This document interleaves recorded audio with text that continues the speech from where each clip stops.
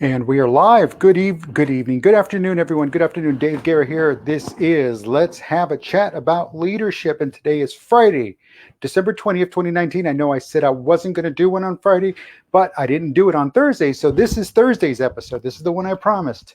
So it's a better late than never kind of situation. It's done now, so thank you for stopping by. Thanks for watching.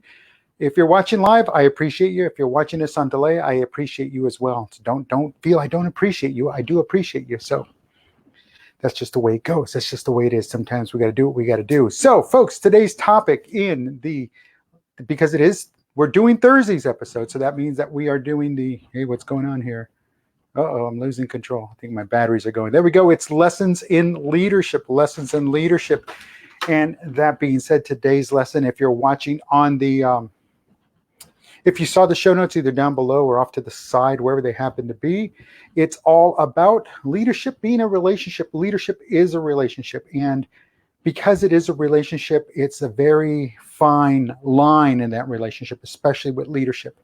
Now, you have like all kinds of relationships. You have a friend relationship, you have a neighborly, friendly relationship, you have your spouse, your marital relationship, friend. Your spouse definitely needs to be your very bestest friend. If your spouse is not, then maybe you're in the wrong business. You have your employees, you have your coworkers, you have your peers, you have your colleagues, you have those above you, those below you, and on the corporate ladder, that type of friendship, that type of cordial type of friendship. You have friends that, that you've known for a long time, and friends you've just met and on a social level, or people you went to school with 100,000 years ago, and people you just met because you just stumble into somebody and, hey, hi there, and you become friends. Church friends, out in the golf course, you have friends, you meet people. So there's all different levels of friendship, okay? And they all also vary, all different extremes. They all different, they're all just different. And you have to handle each one differently and carefully so as not to overextend yourself, so as not to project the wrong image, so as not to seem like you're playing favorites, especially in the workplace. And in the workplace is where I want to talk about, especially because leadership is a relationship. It's a friendship of sorts, but it's still a leader-follower relationship. You still are the guide. You're still the mentor. You're still the one that they come and look up to because you put yourself in that situation and they allowed you to be in that situation as a leader. So don't do anything that'll compromise that relationship.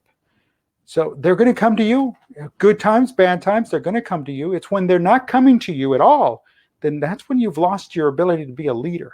So remember that. It's when they stop coming to you that you're no longer a leader. You need to reevaluate what's going on. And no, you don't just cash in people for new people that are going to follow you. No, because then you're just going to be doing that as a constant cycle. If you're not working to maintain and foster and grow any relationship, then really you have no business being a leader. Because aside from making new leaders, that's your primary function. As a leader, you also need to foster, grow, maintain, solidify deeper foundations. And you can't do that through intimidation. You can't do that through lurking and skulking and creeping around and creeping people out. You can't do that. Because then it's just abuse of power. The power that someone gave you and said, hey, you know what, we'll have this relationship, but don't abuse it. So that being said, also on the other side, on the flip side of that coin, is never, ever put yourself in a situation where your followers end up owing you. And what does that mean? Well, that means never, ever gamble. No gambling.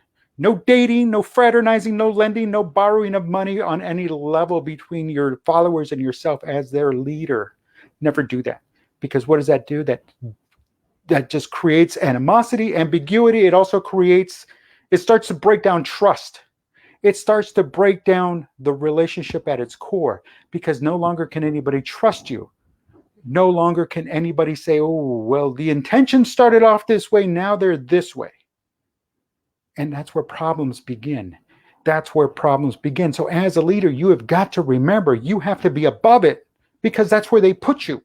And you have to stay above it. And if you can't be above it, then you don't have no business being where they put you. Remember that as a leader, they're going to come to you. and they expect you to be there at that elevated place that they put you. They put you, and understand that, again, just like they put you up there, they can bring you back down. And when you start gambling, when you start fraternizing, when you start dating your followers, when you start lending money or borrowing money from your followers, when you put them in a position where they owe you something, they can take you right back down. They'll knock you right back down because, again, they have no trust in you. They have no confidence in you as a leader.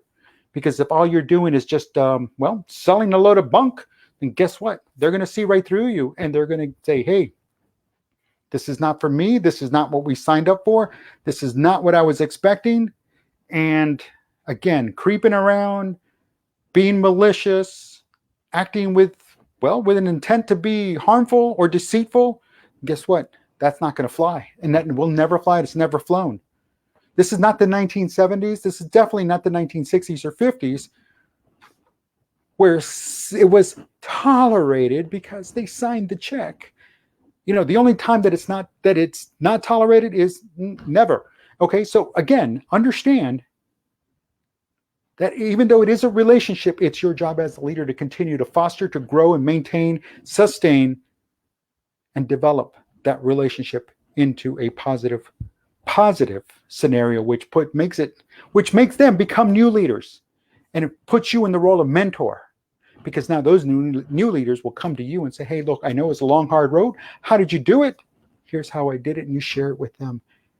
And then guess what? They'll do it to them, and they'll do it to their followers, and their followers will become leaders, and they'll make them mentors, and so on and so on.